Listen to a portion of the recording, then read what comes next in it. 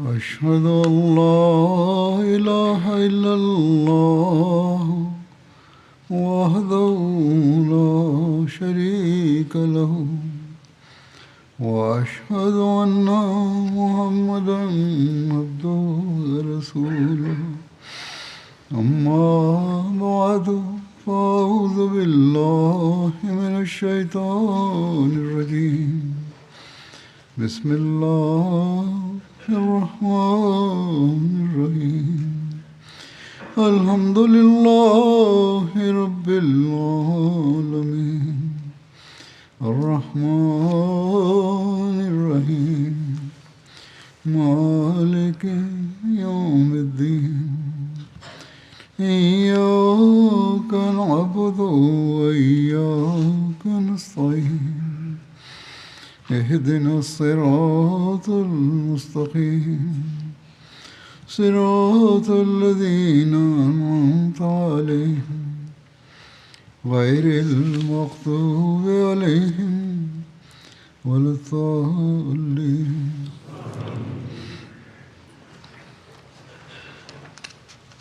حضرت صلی اللہ علیہ وسلم کی سیرت کے حوالے سے بعض اور سرایہ اور غزوات کا ذکر کروں گا آج.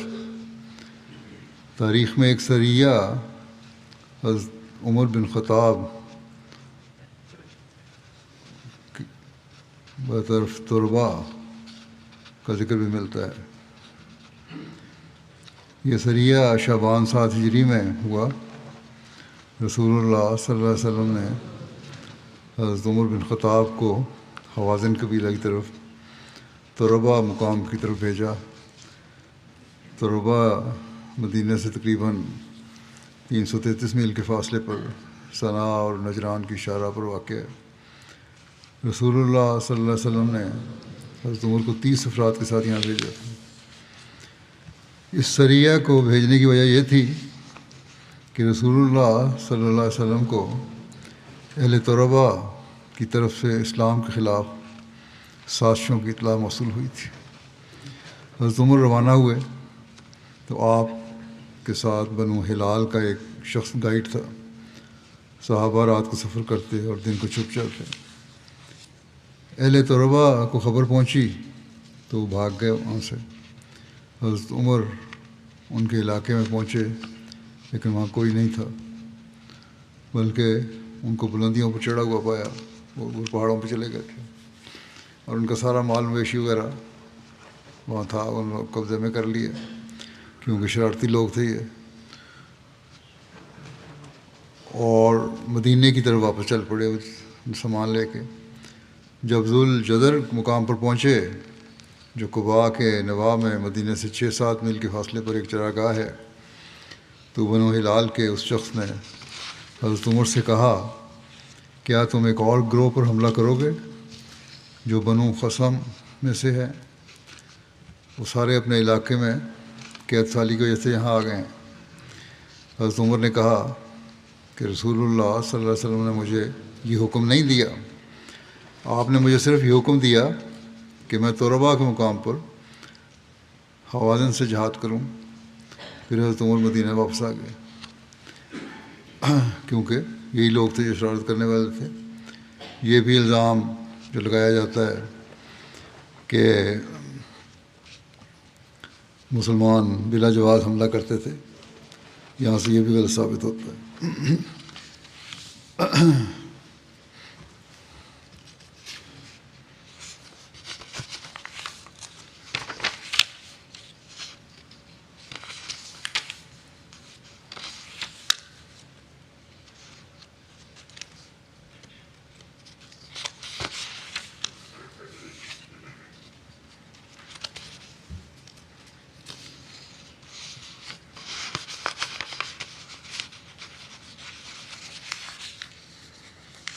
پھر ایک سریہ حضرت بشیر بن سعد فدق میں بنو مرہ کی طرف ہے. یہ سریہ شعبان 7 ہجری میں حضرت بشیر بن سعد کی قیادت میں ہوا. حضرت بشیر کی کنیت ابو نعمان تھی. سعد بن ثعلبہ ان کے والد تھے. قبیلہ خزرج سے ان کا تعلق تھا۔ حضرت بشیر بن سعد زمانہ جاہلیت میں لکھنا جانتے تھے۔ یہ وہ زمانہ تھا جب عرب میں بہت کم لوگ لکھنا جانتے تھے۔ انہوں نے بیعت عقبہ ثانیہ میں کی، جس میں 70 انصار شامل ہوئے تھے۔ آپ غزوہ بدر، احد اور خندق اور باقی کے تمام غزوات میں حضرت صلی اللہ علیہ وسلم کے ساتھ شامل ہوئے تھے۔ حضرت بشیر بن سعد انصار کے پہلے شخص تھے جنہوں نے حضرت ابوبکر صدیق کے ہاتھ پر ثقیفہ بنو ساعدہ کے دن بیعت کی تھی۔ حضرت ابوبکر صدیق کے زمانہ خلافت میں 12 ہجری میں حضرت بشیر حضرت خالد بن ولید کے معرکہ عین التمر میں شریک ہوئے اور آپ کو شہادت نصیب ہوئی۔ عین التمر کا تعارف یہ ہے کہ یہ کوفہ کے قریب ایک جگہ ہے۔ مسلمانوں نے 12 ہجری میں حضرت ابوبکر کے عہد خلافت میں اس علاقے کو فتح کیا تھا۔ بہرحال اس سریہ کے بارے میں جو پہلے بیان کر رہا تھا میں، اس کی تفصیل یوں بیان ہوئی ہے کہ رسول اللہ صلی اللہ علیہ وسلم نے حضرت بشیر بن سعد کو 30 صحابہ کے ساتھ فدق بن بنو مرہ کی طرف بھیجا۔ فدق مدینہ سے 6 رات کی مسافت پر خیبر کے قریب واقع ہے۔ بھی واضح ہو، جیسے پہلے ذکر ہو چکا ہے، کہ حضرت صلی اللہ علیہ وسلم ان مہمات میں یا جنگ کے لیے اس وقت بھیجتے تھے جب یہ خبر ہوتی تھی کہ لوگ اسلام کے خلاف سازش کر رہے ہیں۔ بہرحال صحابہ روانہ ہوئے اور بکریاں چرانے والوں سے ملے تو ان سے بنو مرہ کے متعلق پوچھا۔ چرواہوں نے انہیں بتایا کہ بنو مرہ اپنی وادی میں ہیں اور چشمے پر نہیں آئے۔ صحابہ نے ان کی بھیڑ بکریاں ہانکیں اور مدینہ کی طرف واپس روانہ ہو گئے۔ بنو مرہ کا منادی پکار اٹھا، اس نے اعلان کیا کہ اس طرح ہمارے مسلمان یہ ہمارا سامان لے گئے ہیں۔ اس واقعے کی خبر دی۔ رات کے وقت مسلمانوں کو بنو مرہ کے ایک بڑے لشکر کا سامنا کرنا پڑا۔ اس پر بنو مرہ کے لوگ واپس آئے، انہوں نے حملہ کیا مسلمانوں پہ بہت بڑا لشکر لے کر۔ ساری رات صحابہ تیر اندازی کرتے رہے، یہاں تک کہ صحابہ کے تیر ختم ہو گئے۔ جب مسلمانوں نے صبح کی تو بنو مرہ نے مسلمانوں پر دوبارہ حملہ کر دیا اور حضرت بشیر کے ساتھیوں کو شہید کر دیا۔ حضرت بشیر ان لوگوں سے شدید جنگ کرتے رہے یہاں تک کہ وہ زخمی ہو کر گر پڑے۔ ان کے ٹخنے پر چوٹ لگی اور سمجھا گیا کہ بشیر فوت ہو گئے ہیں۔ پھر بنو مرہ اپنی بکریاں اور بھیڑیں لے کر واپس چلے گئے۔ یہ سامان مسلمانوں نے لیا تھا، ان سب کو شہید کر کے لوگ واپس چلے گئے اپنا سامان۔ رات تک حضرت بشیر ان شہداء میں پڑے رہے۔ انہوں نے ہمت کر کے خود کو اٹھایا اور فدق چلے گئے اور چند دن وہاں یہود کے ہاں ٹھہرے، یہاں تک کہ جب زخم بہتر ہو گئے تو مدینہ واپس آ گئے۔ پھر ایک سریہ حضرت غالب بن عبداللہ لیثی بطرف میفا یہ کا ذکر ہے۔ یہ سریہ رمضان 7 ہجری میں ہوا۔ حضرت غالب بن عبداللہ لیثی اہل حجاز میں سے تھے، فتح مکہ کے موقع پر موجود تھے اور ان کو رسول اللہ صلی اللہ علیہ وسلم نے فتح مکہ سے پہلے جاسوس کے طور پر آگے بھیجا تھا۔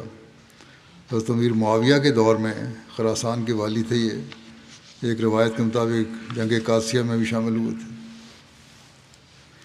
ابن سعد نے لکھا ہے کہ رسول اللہ صلی اللہ علیہ وسلم نے حضرت غالب کو بنو اوال اور بنو عبد بن سالبہ کی طرف بھیجا جو میفا میں تھے۔ یہ جگہ نجد کی طرف مدینہ سے 96 میل کے فاصلے پر تھی۔ بنو اوال اور بنو عبد نے مسلمانوں کے خلاف منفی پروپیگنڈا کرتے ہوئے لوگوں کو اکٹھا کرنا شروع کر دیا تھا تاکہ احزاب عرب جیسی کوئی مزید کارروائی کی جا سکے، مسلمانوں پہ حملہ ہو۔ ابن ہشام نے حضرت غالب بن عبداللہ لیثی کے اس سریہ کو بنو مرہ کی طرف بیان کیا جو ہرقہ کے حلیف تھے۔ امام بخاری نے اس سریہ کے حوالے سے باب کا عنوان یہ بنایا ہے کہ باب باعث النبی اسامہ کتبنا زیدن الی الحرقات من جوہینہ، یعنی نبی صلی اللہ علیہ وسلم کا حضرت اسامہ بن زید کو جوہینہ کے حرقات قبیلہ کی طرف بھیجنا۔ اس سے یہ لگتا ہے کہ اس سریہ کے امیر حضرت اسامہ بن زید تھے، لیکن شارح بخاری علامہ ابن حجر نے بخاری کی شرح میں لکھا ہے کہ حضرت اسامہ بن زید کے ان الفاظ سے کہ رسول اللہ صلی اللہ علیہ وسلم نے قبیلہ حرقہ کی طرف ہمیں بھیجا، یہ دلیل نہیں ملتی کہ وہ سریہ میں لشکر کے امیر تھے، اور اسامہ بن زید کو ان کے والد زید کے غزوہ موتا میں شہید ہونے سے پہلے امیر لشکر بنایا جانا ثابت نہیں ہوتا۔ یہ ثابت نہیں ہوتا کہ سعود لشکر بنائے گئے تھے، امیر بنائے گئے تھے۔ اس وجہ سے اہل مغازی کی بات زیادہ راجح ہے، زیادہ فائق اور قابل قبول ہے کہ اس سریہ کو امیر حضرت غالب بن عبداللہ لیثی تھے۔ بہرحال آپ صلی اللہ علیہ وسلم نے حضرت غالب کو 130 صحابہ کے ساتھ بھیجا۔ رسول اللہ صلی اللہ علیہ وسلم کے آزاد کردہ غلام حضرت یسار ان کے گائیڈ تھے۔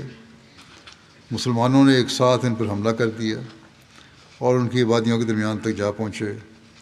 ان میں سے جو مقابلے پر آیا اس کو قتل کر دیا، اور مال غنیمت بھیڑ بکریاں مدینہ لے آئے اور کسی کو قید نہ بنایا۔ ابن سعد نے لکھا ہے کہ یہ وہی سریہ ہے جس میں حضرت اسامہ بن زید نے مرداس بن نہیک کو قتل کیا، جس نے لا الہ الا اللہ کہہ دیا تھا۔ بخاری میں اس واقعے کی تفصیل یوں ملتی ہے کہ حضرت اسامہ بن زید رضی اللہ عنہما بیان کرتے ہیں کہ رسول اللہ صلی اللہ علیہ وسلم نے قبیلہ حرقہ کی طرف ہمیں بھیجا۔ ہم نے صبح ان لوگوں میں کی اور ہمیں انہیں شکست دے دی، اور میں نے اور انصار میں سے ایک شخص نے ان میں سے ایک شخص کا تعاقب کیا۔ جب ہم نے اس پر قابو پا لیا، اس نے کہا لا الہ الا اللہ، تو انصاری رک گیا، مگر میں نے اپنا نیزہ اس کو مارا یہاں تک کہ میں نے اسے قتل کر دیا۔ پھر جب ہم آئے تو نبی کریم صلی اللہ علیہ وسلم کو یہ خبر پہنچی، تو آپ نے فرمایا اے اسامہ، کیا تم نے اسے مار ڈالا بعد اس کے کہ اس نے کہا لا الہ الا اللہ؟ میں نے کہا وہ اپنا بچاؤ کر رہا تھا، مگر آپ صلی اللہ علیہ وسلم مسلسل اسے دہراتے رہے۔ کتنی دفعہ دہرایا کہ تم نے مار دیا اس کو، یہاں تک کہ میں نے یہ آرزو کی کہ میں اس دن سے پہلے مسلمان نہ ہوا ہوتا۔ مسلم نے اس روایت کو یوں درج کیا ہے کہ افلا شققت عن قلبہ حتی تعلم قالہا ام لا، تم نے کیوں نہ اس کا دل چیرا تاکہ تم جان لیتے کہ اس نے یہ دل سے کہا تھا یا نہیں۔ آپ میرے ساتھ یہ سامنے ہی بات دہراتے رہے کہ اور یہاں تک کہ میں نے یہ خواہش کی کاش میں نے اس دن ہی اسلام قبول کیا ہوتا۔ لیکن آج کل کے مولوی یہ سمجھتے ہیں کہ انہوں نے احمدیوں کے دل چیر کے دیکھ لیے ہیں، اس لیے احمدیوں کو شہید کرنا اور ظلم کرنا جائز ہے ان پہ۔ اللہ تعالیٰ ان کی پکڑ کے بھی سامان کرے۔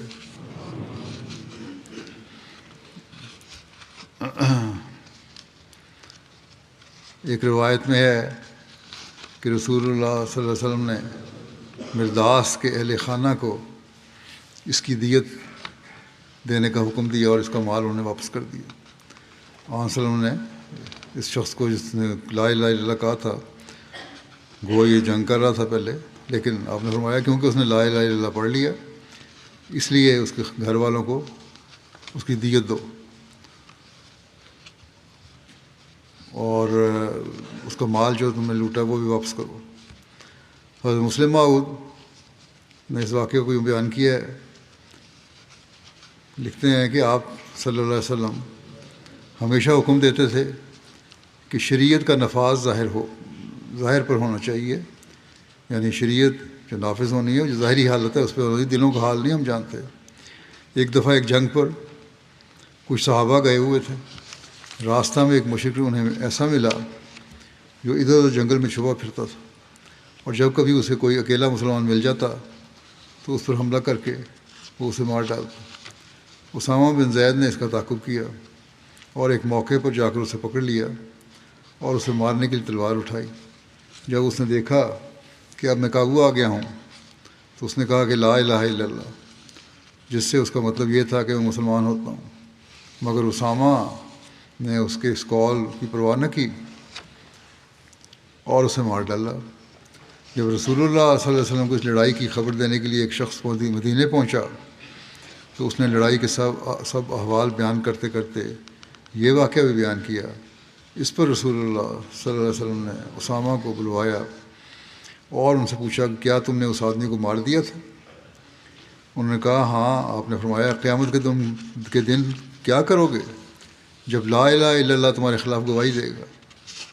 جیسا کہ میں نے پہلے کہا، یہ مولوی جو ہے آج کل کے پاکستان میں اور ان کے چیلے جنت میں جانے کی باتیں کرتے ہیں کہ احمدیوں کو قتل کر دو تو جنت میں جاؤ گے، لیکن انہیں پتہ نہیں کہ یہ عمل جو ہیں ان کے، انہیں اللہ تعالیٰ کی سزا کا مورد بنا رہے ہیں۔ کبھی نہ کبھی تو اللہ کی پکڑ آئے گی ان پہ۔ بہرحال مسلم موت کو بیان کرتے ہوئے فرماتے ہیں کہ یعنی خدا تعالیٰ کی طرف سے یہ سوال کیا جائے گا کہ جب اس شخص نے لا الہ الا اللہ کہا تھا تو پھر تم نے کیوں مارا؟ گو وہ قاتل تھا مگر توبہ کر چکا تھا۔ حضرت اسامہ نے کئی دفعہ جواب میں کہا یا رسول اللہ وہ تو ڈر کے مارے ایمان ظاہر کر رہا تھا۔ اس پر رسول اللہ صلی اللہ علیہ وسلم نے فرمایا تو نے اس کا دل چیر کر دیکھ لیا تھا کہ وہ جھوٹ بول رہا ہے؟ اور پھر بار بار یہی کہتے چلے گئے کہ تم قیامت کے دن کیا جواب دو گے جب اس کا لا الہ الا اللہ تمہارے سامنے پیش کیا جائے گا؟ اسامہ کہتے ہیں اس وقت میرے دل میں خواہش پیدا ہوئی کہ میں آج ہی اسلام لایا ہوتا اور یہ حرکت مجھ سے سرزد نہ ہوئی ہوتی۔ پھر ایک سریہ ہے حضرت بشیر بن سعد جو یمن اور جبار کی طرف ہے۔ یہ سریہ شوال 7 ہجری میں ہوا۔ یمن اور جبار فدق اور وادی القرا کے درمیان خیبر کے قریب بنو غطفان کا علاقہ تھا۔ رسول اللہ صلی اللہ علیہ وسلم کو خبر ملی کہ غطفان کا ایک گروہ حضرت صلی اللہ علیہ وسلم کے خلاف جمع ہو رہا ہے، اور عیینہ بن حصن نے رسول اللہ صلی اللہ علیہ وسلم کے خلاف ان کا ساتھ دینے کا وعدہ کیا۔ حضرت صلی اللہ علیہ وسلم نے اس خبر کا ذکر حضرت ابوبکر اور حضرت عمر سے کیا تو انہوں نے حضرت بشیر بن سعد کو بھیجنے کا مشورہ دیا۔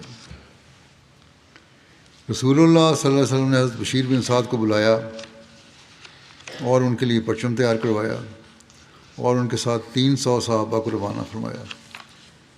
یہ صحابہ رات بھر چلتے اور دن بھر پوشیدہ رہتے اور بالآخر جبار مقام پر پہنچ گئے۔ چرواہے اپنے جانور چرا رہے تھے وہاں، وہ مسلمانوں کو دیکھ کر وہاں سے بھاگ نکلے اور غطفانیوں کو جا کر خبر دی۔ وہ لوگ اس خبر سن کر اپنے مال مویشی چھوڑ کر اپنی بستی کے ولائی حصوں کی طرف فرار ہو گئے، سب چھوڑ کے چلے گئے۔ ان میں صرف 2 آدمی ہاتھ لگے جنہیں گرفتار کر لیا گیا۔ صحابہ نے بھیڑ بکریاں اور اونٹ اپنے قبضہ میں لے لیے اور قیدیوں سمیت واپس مدینہ آ گئے۔ یہاں وہ دونوں قیدی مسلمان ہو گئے تو رسول اللہ صلی اللہ علیہ وسلم نے ان دونوں کو واپس مدینہ جانے دیا اپنے علاقے میں۔ عمرۃ القضاء کی تفصیل یوں بیان ہوئی ہے، جو حضرت صلی اللہ علیہ وسلم نے عمرہ کیا تھا ایک ذوالقعدہ 7 ہجری میں، جو فروری 629 عیسوی کا ہے۔ رسول اللہ صلی اللہ علیہ وسلم ذوالقعدہ 7 ہجری میں عمرۃ القضاء کے لیے روانہ ہوئے۔ یہ وہی مہینہ تھا جس میں پچھلے سال مشرکین مکہ نے حضرت صلی اللہ علیہ وسلم کو عمرہ نہ کرنے دیا تھا، اور مقام حدیبیہ سے حضرت صلی اللہ علیہ وسلم تشریف لے آئے تھے۔ چنانچہ اب اس عمرے کی قضاء کے لیے حضرت صلی اللہ علیہ وسلم تشریف لے گئے۔ شارح بخاری علامہ ابن حجر نے اس کے کئی نام بیان کیے ہیں: غزوۃ القضاء، عمرۃ القضیہ، عمرہ صلح اور عمرۃ القصاص اور اس عمرہ کو غزوۃ الامن بھی کہا جاتا ہے۔ اس کو عمرۃ القصاص اس لیے کہتے ہیں کیونکہ مشرکین مکہ نے 6 ہجری میں حرمت والے مہینے ذوالقعدہ میں رسول اللہ صلی اللہ علیہ وسلم کو عمرہ ادا کرنے سے روک دیا تھا، تو آپ پہلے عمرہ کے قصاص میں تشریف لے گئے تھے۔ اور ذوالقعدہ 7 ہجری کو مسجد حرام میں داخل ہوئے۔ حضرت ابن عباس کہتے ہیں اس کے متعلق یہ آیت نازل ہوئی، الشہر الحرام بالشہر الحرام والحرمات قصاص، کہ عزت والا مہینہ عزت والے مہینے کا بدلہ ہے اور تمام حرمت والی چیزوں کی حد تک کا بدلہ لیا جائے گا۔ ابن ہشام نے بیان کیا ہے کہ مدینہ میں حضور صلی اللہ علیہ وسلم نے حضرت عویف بن عصبت دیلی کو نائب مقرر کیا، اور ابن سعد کے مطابق آپ نے حضرت ابو روم غفاری کو نائب مقرر کیا۔ عمرہ کے لیے روانگی کی تفصیل بیان اس طرح ہوئی ہے کہ اس عمرے میں حضرت صلی اللہ علیہ وسلم کے ساتھ 2000 صحابہ تھے۔ روانگی کے وقت آپ نے ارشاد فرمایا کہ جو لوگ حدیبیہ کے موقع پر موجود تھے ان میں سے ہر شخص شامل ہو۔ حدیبیہ کے موقع پر موجود تمام صحابہ اس عمرے میں رسول اللہ صلی اللہ علیہ وسلم کے ساتھ تھے، سوائے ان کے جو غزوہ خیبر کے موقع پر شہید ہو گئے تھے یا وفات پا گئے تھے۔ ان کے علاوہ آپ کے ساتھ کئی ایسے صحابہ بھی شامل تھے جو حدیبیہ کے وقت موجود نہ تھے۔ آپ کے ساتھ قربانی کے 60 اونٹ تھے۔ آپ نے ان سب جانوروں کے گلوں میں ہاتھ ڈالے اور جانوروں کی نگرانی پر حضرت ناجیہ بن جندب کو متعین فرمایا۔ جب حضرت ذوالحلیفہ پہنچے، جو مدینہ سے تقریباً 6-7 میل کے فاصلے پر ایک بستی ہے، تو 100 گھڑ سواروں کو احتیاطی تدبیر کے طور پر اپنے آگے روانہ کیا۔ ان پر حضرت محمد بن مسلمہ کو امیر بنایا گیا۔ رسول اللہ صلی اللہ علیہ وسلم نے اس سفر میں خود، ہتھیار، زرہیں اور نیزے بھی ساتھ لیے۔ آپ نے ہتھیار بھی آگے بھیج دیے اور ان پر حضرت بشیر بن سعد کو نگران مقرر فرمایا۔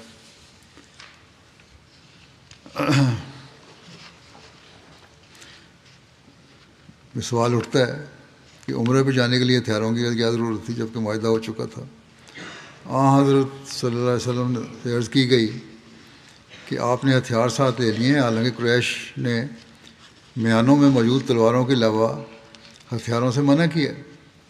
اس پر حضرت صلی اللہ علیہ وسلم نے فرمایا کہ ہم ہتھیار لے کر حرم میں داخل نہیں ہوں گے، بلکہ کسی حملے کی صورت میں وہ ہمارے قریب ایک جگہ پر ہوں گے، وہاں لے کے جا نہیں جائے مکے میں، تو باہر رکھیں گے ہم، کیونکہ ان کا اعتبار کوئی نہیں، کسی وقت حملہ کر سکتے ہیں۔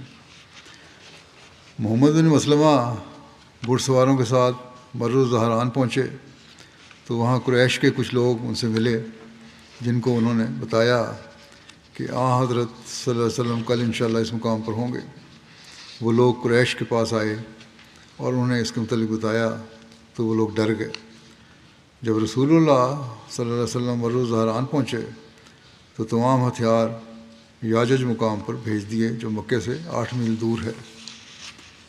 جب کفار مکہ کو خبر ملی کہ حضور صلی اللہ علیہ وسلم ہتھیاروں اور سامان جنگ کے ساتھ مکے آ رہے ہیں تو بہت گھبرائے، اور انہوں نے چند آدمیوں کو صورتحال کی تحقیقات کے لیے مر الزہران تک بھیجا۔ مکرز بن حفص نے کہا، جو گیا نمائندہ، کہ اے محمد صلی اللہ علیہ وسلم، ہم نے آپ کو کبھی عہد شکنی کرتے نہیں دیکھا۔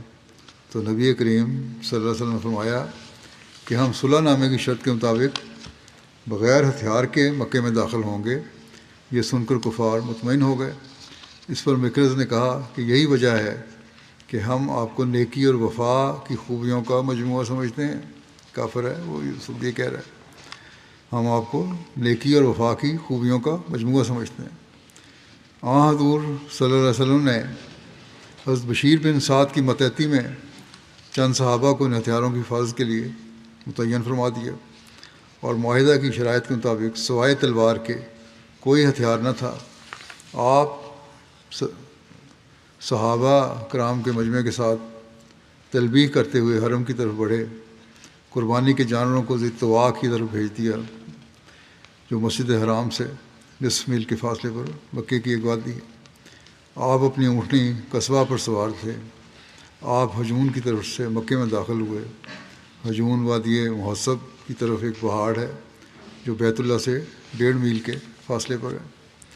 حضرت انس سے روایت ہے کہ نبی صلی اللہ علیہ وسلم عمرۃ القضاء کے موقع پر مکے میں داخل ہوئے اور حضرت عبداللہ بن رواحہ آپ کے آگے چل رہے تھے، اور وہ کہہ رہے تھے، اے کفار کی اولاد، آپ صلی اللہ علیہ وسلم کا راستہ چھوڑ دو، آج ہم تمہیں ماریں گے۔ آپ صلی اللہ علیہ وسلم پر ایسی مار جو کھوپڑی کو اس کی جگہ سے ہٹا دے گی اور دوست کو دوست سے غافل کر دے گی۔ حضرت عمر نے ان سے کہا کہ اے ابن رواحہ، رسول اللہ صلی اللہ علیہ وسلم کے سامنے اور اللہ کے حرم میں یہ شعر پڑھتے ہو، یہ تو غلط بات کر رہے تم۔ رسول اللہ صلی اللہ علیہ وسلم نے فرمایا، اے عمر، اسے چھوڑ دو، یہ ان میں تیروں سے زیادہ اثر کرنے والی ہے۔ یہ ایک روایت ہے۔ ایک روایت میں یہ ہے کہ جب حضرت عمر نے حضرت عبداللہ بن رواحہ کو اشعار پڑھنے سے روکا تو حضرت صلی اللہ علیہ وسلم نے حضرت عمر سے فرمایا، اے عمر، میں سن رہا ہوں جو کہہ رہا ہے یہ۔ اس پر حضرت عمر خاموش ہو گئے، اور پھر نبی کریم صلی اللہ علیہ وسلم نے حضرت عبداللہ بن رواحہ سے فرمایا، تم یہ کہو جو پڑھ رہے ہو تم، یہ تو اشتعال دلانے والی باتیں ہیں، یہ نہ کہو، یہ کہو کہ لا الہ الا اللہ وحدہ نصر عبدہ وعز جندہ وہزم الاحزاب وحدہ، کہ اللہ کے سوا کوئی عبادت کے لائق نہیں، وہ اکیلا ہے، اس نے اپنے بندے کی مدد کی اور اپنے لشکر کو عزت بخشی اور اکیلے تمام گروہوں کو شکست دی۔ اس واقعے کو حضرت مسلم موعود نے بھی اپنے الفاظ میں بیان فرمایا ہے کہ جب مر زہران تک پہنچے، جو مکے سے ایک پڑاؤ پر ہے، تو معاہدے کے مطابق آپ نے تمام بھاری ہتھیار اور زیریں وہاں جمع کر دیں اور خود اپنے صحابہ سمیت معاہدے کے مطابق صرف نیام بند تلواروں کے ساتھ حرم میں داخل ہوئے۔ 7 سالہ جلا بیتنے کے بعد مہاجرین کا مکے میں داخل ہونا کوئی معمولی بات نہیں تھی۔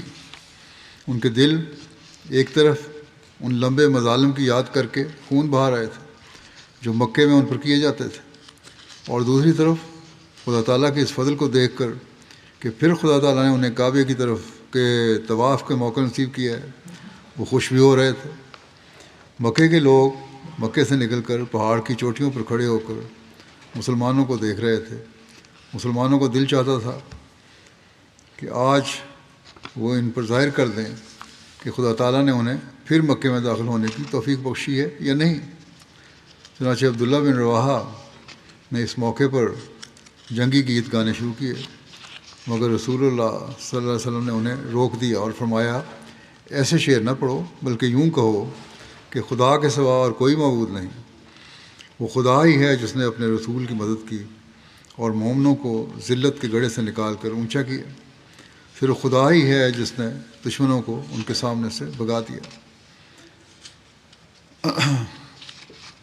حضرت ابن ابی اوفا بیان کرتے ہیں کہ جب رسول اللہ صلی اللہ علیہ وسلم نے عمرہ کیا تو ہم مشرکین کے نوجوانوں سے آپ کی حفاظت کر رہے تھے، یعنی پہرا دے رہے تھے یہ لوگ علیہ وسلم کا، مبادا رسول اللہ صلی اللہ علیہ وسلم کو تکلیف دیں۔ جب رسول کریم صلی اللہ علیہ وسلم مکے میں داخل ہوئے تو کچھ کفار قریش حضرت صلی اللہ علیہ وسلم سے بغض و عداوت کی وجہ سے حضرت صلی اللہ علیہ وسلم اور صحابہ کو بیت اللہ کا طواف کرنے کا منظر نہ دیکھ سکنے کی وجہ سے پہاڑوں پر چلے گئے، مگر کچھ کفار دارالندوہ میں جمع ہو گئے، وہاں کھڑے ہو کر طواف کا نظارہ کرنے لگے اور کہنے لگے کہ یہ مسلمان بھلا کیا طواف کریں گے، ان کو تو بھوک اور مدینے کے بخار نے کمزور کر کے رکھ دیا ہے۔ حضور صلی اللہ علیہ وسلم نے مسجد حرام میں پہنچ کر استوا کر لیا، یعنی چادر کو اس طرح اوڑھ لیا کہ آپ کا دانا شانہ اور بازو کھل گئے، اور آپ صلی اللہ علیہ وسلم نے فرمایا، خدا اس پر اپنی رحمت نازل فرمائے جو ان کفار کے سامنے اپنی قوت کا اظہار کرے۔ پھر آپ صلی اللہ علیہ وسلم نے اپنے اصحاب کے ساتھ طواف کے شروع کے 3 چکروں میں شانوں کو ہلا ہلا کر خوب اکڑتے ہوئے چل کر طواف کیا۔ یہ ظاہر کیا کہ تم کمزور سمجھ رہے ہو، ہم کمزور نہیں ہیں۔ بخاری میں اس حوالے سے روایت ہے کہ حضرت ابن عباس نے بیان کیا کہ رسول اللہ صلی اللہ علیہ وسلم اور آپ کے صحابہ آئے تو مشرکین نے کہا تمہارے پاس ایسے لوگ آ رہے ہیں جنہیں مدینے کے بخار نے کمزور کر دیا۔ نبی صلی اللہ علیہ وسلم نے انہیں حکم دیا اپنے صحابہ کو کہ وہ 3 چکر دوڑ کر لگائیں۔ اس کو عربی میں رمل کہتے ہیں۔ ہر طواف کعبہ کرنے والا شروع میں طواف کے 3 پھیروں میں یہ رمل کرتا ہے۔ آپ نے صحابہ پر شفقت کرتے ہوئے انہیں سارے چکروں میں دوڑنے کا ارشاد نہیں فرمایا۔ حضرت ابن عباس نے بیان کیا رسول اللہ صلی اللہ علیہ وسلم بیت اللہ اور صفا اور مروہ کے درمیان دوڑ کر چکر لگائیں تاکہ آپ مشرکین کو اپنی قوت دکھائیں۔ ایک روایت کے مطابق حضرت صلی اللہ علیہ وسلم نے اپنی سواری پر صفا اور مروہ کے درمیان سعی کی تھی۔ حضرت صلی اللہ علیہ وسلم اور مسلمانوں نے مروہ کے قریب قربانی کی۔ اس کے بعد حضرت صلی اللہ علیہ وسلم کچھ صحابہ کو یاجج مقام پر اسلحہ پر متعین صحابہ کے پاس بھیجا تاکہ یہ ان کی جگہ ڈیوٹی دیں اور وہ بھی آ کر عمرہ اور قربانی وغیرہ کر لیں۔ جو پہلے وہاں بیٹھے تھے ڈیوٹی پہ اسلحے کی، ان کو کہا کہ واجہ عمرہ کر لیں اور یہ کچھ نئے آدمی وہاں بھیج دیے جا کے ان کا ڈیوٹی سنبھالیں۔ اس موقع پر حضور صلی اللہ علیہ وسلم کی حضرت میمونہ سے شادی بھی ہوئی۔ اس کی تفصیل یہ ہے کہ اسی سفر میں حضور نے میمونہ بنت حارث سے شادی کی۔ یہ شادی حضرت عباس نے کروائی تھی۔ حضرت میمونہ نے اپنی شادی کا اختیار اپنی بہن حضرت ام فضل کو دیا تھا جو حضرت صلی اللہ علیہ وسلم کے چچا حضرت عباس کی بیوی تھی، اور حضرت ام فضل نے وہ اختیار حضرت عباس کو دیا۔ حضرت عباس نے ان کی شادی حضور صلی اللہ علیہ وسلم سے کروا دی اور حضرت میمونہ کا مہر 400 درہم مقرر ہوا۔ حضرت مسلم عود نے اس حوالے سے بیان کیا ہے کہ حضرت عباس کی سالی میمونہ جو دیر سے بیوہ ہو چکی تھی مکے میں تھی۔ حضرت عباس نے خواہش کی کہ رسول اللہ صلی اللہ علیہ وسلم اس سے شادی کر لیں اور آپ نے اسے منظور فرما لیا۔ حضور صلی اللہ علیہ وسلم مکے میں 3 روز رہے۔ جب تیسرا روز ہوا تو قریش نے حویتب بن عبد العزیٰ کو قریش کے چند افراد کے ساتھ حضور صلی اللہ علیہ وسلم کی خدمت میں بھیجا۔ ایک روایت کے مطابق قریش کا یہ وفد حضرت علی کے پاس کیا تھا کہ اب تمہاری مدت اقامت پوری ہو چکی ہے، لہذا اب چلے جاؤ۔ اس پر حضور صلی اللہ علیہ وسلم نے فرمایا اگر ہم ذرا اور قیام کریں تو تمہارا کیا حرج ہے؟ ہم یہاں شادی کر کے کھانا پکائیں گے، شادی میری ہو رہی ہے، اور تمہاری بھی دعوت کریں گے۔ قریش نے کہا کہ ہمیں تمہاری دعوت نہیں چاہیے۔ تب حضور صلی اللہ علیہ وسلم صحابہ کے ساتھ مکے سے روانہ ہوئے اور اپنے غلام ابو رافع کو حضرت میمونہ کے پاس چھوڑ دیا۔ چنانچہ وہ حضرت میمونہ کو لے کر صرف مقام میں حضور صلی اللہ علیہ وسلم سے جا ملے جو تنیم کے قریب مکے سے قریباً 6-7 میل کے فاصلے پر ایک بڑی وادی تھی۔ حضرت میمونہ کا نام برہ تھا۔ حضور صلی اللہ علیہ وسلم نے بدل کر ان کا نام میمونہ رکھ دیا۔ حضرت میمونہ سے حضرت صلی اللہ علیہ وسلم کی سب سے آخر پر شادی ہوئی 51 ہجری میں صرف مقام پر ہی جہاں حضرت صلی اللہ علیہ وسلم کے ساتھ ان کا رخصتانہ ہوا تھا حضرت میمونہ کی وفات ہوئی۔ حضرت مسلم عود لکھتے ہیں کہ چوتھے دن مکے والوں نے مطالبہ کیا کہ آپ حسب معاہدہ مکے سے نکل جائیں، اور آپ نے فوراً تمام صحابہ کو حکم دیا کہ مکہ چھوڑ کر مدینہ کی طرف روانہ ہو جائیں۔ مکے والوں کے احساسات کا خیال کر کے نئی بیاہی ہوئی میمونہ کو بھی پیچھے چھوڑ دیا کہ وہ بعد میں اسباب کی سواریوں کے ساتھ آ جائیں گی، اور خود اپنی سواری دوڑا کر حرم کی حدود سے باہر نکل گئے، اور وہیں شام کے وقت آپ کی بیوی میمونہ کو پہنچایا گیا اور پہلی رات وہیں جنگل میں مامونہ رسول اللہ صلی اللہ علیہ وسلم کی خدمت میں پیش ہوئیں۔ حضرت مامونہ کو نبی اکرم صلی اللہ علیہ وسلم کے ساتھ اس مقدس رفاقت کی یہ جگہ بہت عزیز رہی، اسی لیے آپ رضی اللہ عنہ نے وصیت فرمائی تھی حضرت مامونہ نے کہ میں جب فوت ہو جاؤں تو مجھے اسی مقام کی اسی جگہ پر دفن کیا جائے جہاں نبی کریم صلی اللہ علیہ وسلم کا خیمہ تھا، جہاں مجھے حضور صلی اللہ علیہ وسلم کی خدمت میں پیش کیا گیا تھا۔ خدائی تقدیر کہ آپ حج کے لیے تشریف لائیں اور وہیں مکے میں بیمار ہو گئیں۔ کچھ دنوں کے بعد آپ نے فرمایا کہ مجھے مکے سے باہر لے چلو، کیونکہ مجھے نبی کریم صلی اللہ علیہ وسلم نے فرمایا تھا کہ تمہاری وفات مکے میں نہیں ہوگی۔ چنانچہ لوگ انہیں مکے سے لے کر روانہ ہوئے اور صرف مقام پر پہنچے تھے کہ ام المومنین حضرت میمونہ کی روح قفس سے انصری سے پرواز کر گئی، وفات ہو گئی ان کی۔ چنانچہ ان کی وصیت کے مطابق اسی مقام پر انہیں دفن کیا گیا تھا۔ ان کی وفات وقت ان کی عمر 80-81 سال تھی۔ اس سفر میں حضرت حمزہ کی بیٹی کے واقعہ کا بھی ذکر ملتا ہے۔ حضرت براء نے بیان کیا کہ جب نبی کریم صلی اللہ علیہ وسلم مکے سے جانے لگے تو حضرت حمزہ کی بیٹی آپ کے پیچھے پکارتے ہوئے آئی کہ اے میرے چچا، اے میرے چچا۔ اس پر حضرت علی نے اسے لے لیا، اس کا ہاتھ پکڑا اور حضرت فاطمہ سے کہا اپنے چچا کی بیٹی کو لے لیں۔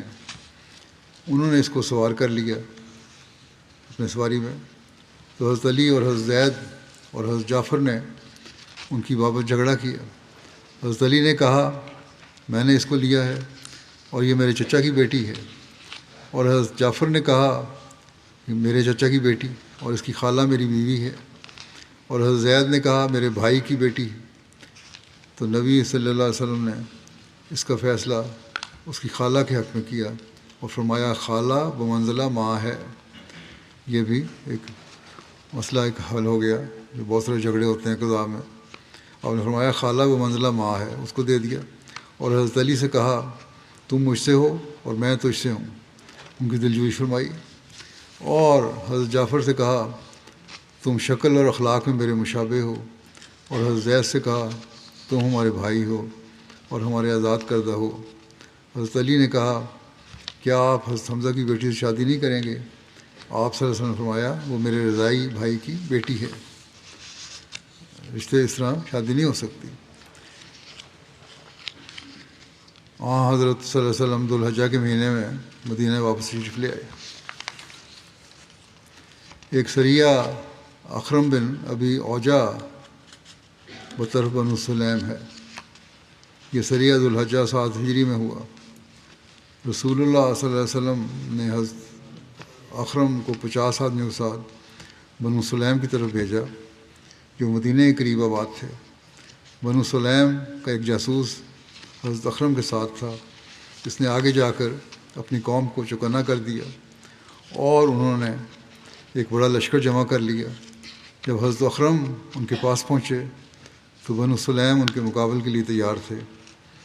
حضرت اخرم نے ان کو اسلام کی دعوت دی تو انہوں نے کہا تم ہمیں جس چیز کی طرف بلا رہے ہو ہمیں اس کی کوئی ضرورت نہیں۔ اس کے بعد دونوں طرف سے کچھ دیر تیر اندازی ہوئی۔ اسی دوران بنو سلیم کے لیے مزید کمک آ گئی اور انہوں نے مسلمانوں کو ہر طرف سے گھیر لیا۔ مسلمانوں نے بہت سخت جنگ لڑی، یہاں تک کہ ان میں سے اکثر شہید ہو گئے، اور حضرت اخرم بھی مقتولین کے ساتھ شدید زخمی ہو کر گر پڑے۔ پھر یکم صفر 8 ہجری کو رسول اللہ صلی اللہ علیہ وسلم کے پاس پہنچ گئے۔ پھر ایک سریہ حضرت غالب بن عبداللہ لیثی بطرف کلیم کا ذکر ہے۔ رسول اللہ صلی اللہ علیہ وسلم نے حضرت غالب بن عبداللہ لیثی کو صفر 8 ہجری میں بنو لیث کی شاخ بنو ملوے کی طرف روانہ کیا۔ بنو ملوے قدید میں رہتے تھے۔ قدید مدینہ سے تقریباً 208 میل کے فاصلے پر تھا۔ صحیح بخاری میں ہے کہ قدیلہ عصفان اور قدید کے درمیان ایک چشمہ ہے۔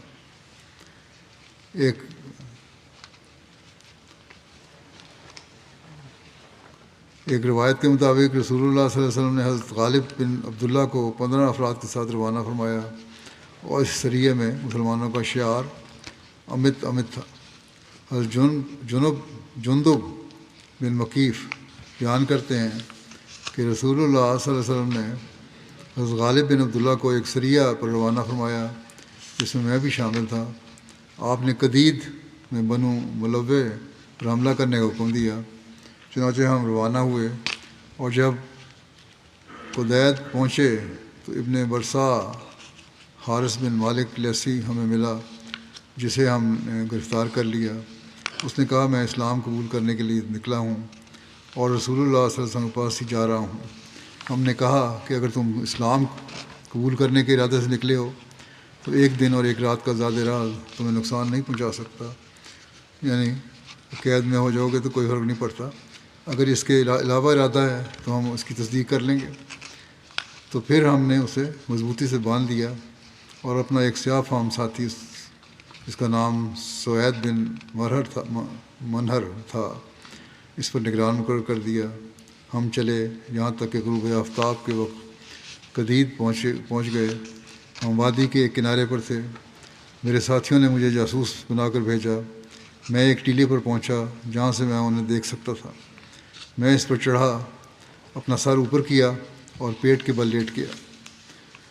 وہاں ایک شخص نے اپنے خیمے سے نکل کر مجھے دیکھ لیا۔ اس نے ایک تیر مارا جو میرے پہلو پر لگا، اور ایک روایت کے مطابق آپ کہتے تھے کہ وہ تیر میری آنکھوں کے درمیان لگا، ماتھے پہ، لیکن میں اپنی جگہ پر ثابت قدم رہا۔ پھر اس نے دوسرا تیر مارا تو وہ میرے کندھے پر لگا، میں نے وہ بھی نکال کر پھینک دیا اور اپنی جگہ پر قائم رہا، کوئی حرکت نہیں کی تاکہ اس کو شک نہ پڑے۔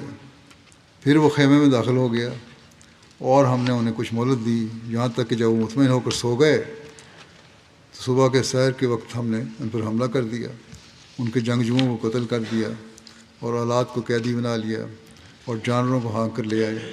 ان کا ایک پکارنے والا نکلا اور ہماری طرف ایک ایسا لشکر لے آیا جس کے مقابلے کی ہمیں طاقت نہیں تھی، بہت بڑا لشکر لے آیا ان کا ایک بندہ جا کر۔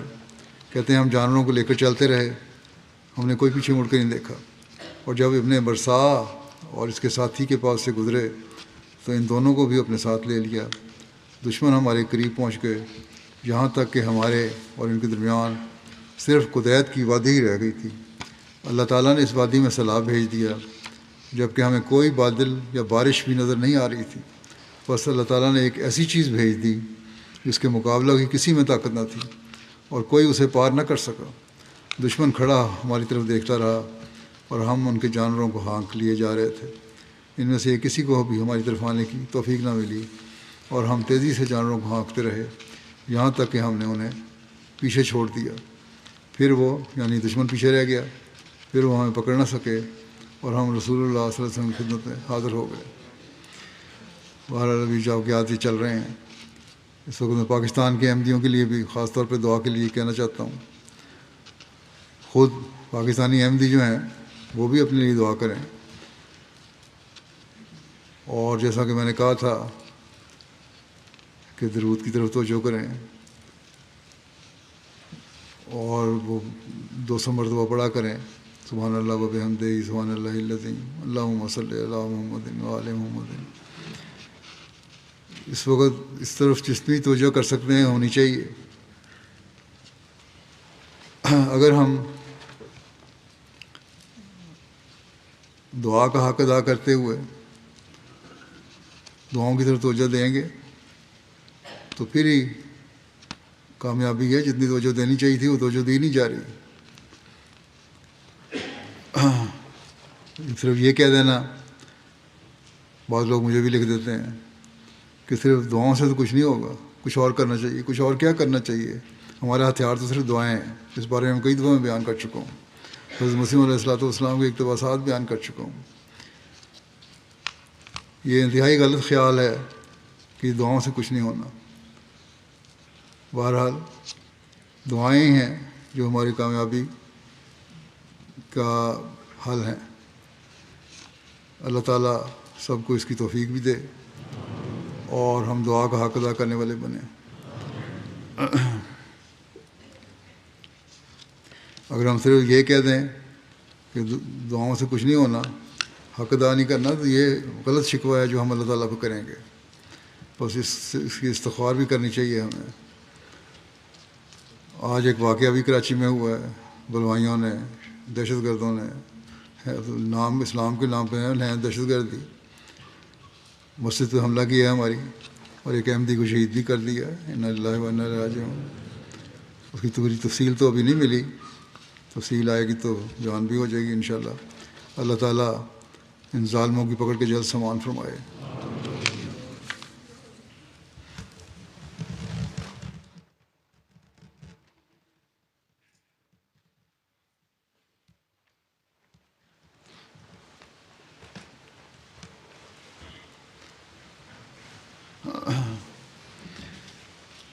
الحمد